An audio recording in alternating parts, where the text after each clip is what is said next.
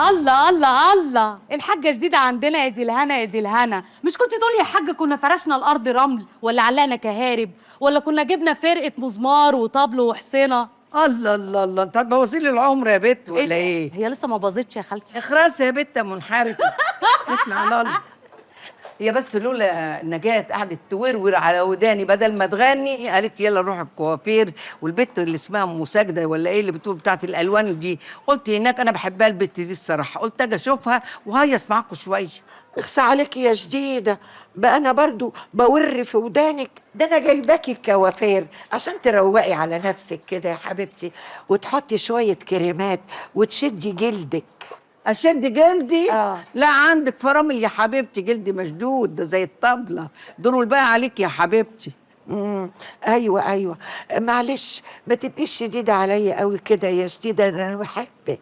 وانا كمان بحبك وبهزر معاكي، بلاش اهزر. لا هزاري يا حبيبتي، ده انت حتى هزارك على قلبي زي العسل. طب بلاش تلزقي بقى. يا بنات شغلوا لنا يا اختي شويه مزيكا، خلينا نفرفش شويه. عينينا يا خالتي. شفتي يا جديده قلبة الزمن؟ بقيت انت اللي قاعده وانا اللي برقص. فرامل يا حبيبتي ترقصي ده ايه؟ ده انت هتبقي زي اللي رقصوا على السلم، لا اللي فوق شافهم ولا اللي تحت شافهم، سيب الرقص لاصحابه. يلا ظبطي حلو يا بنت. حاجة جديدة.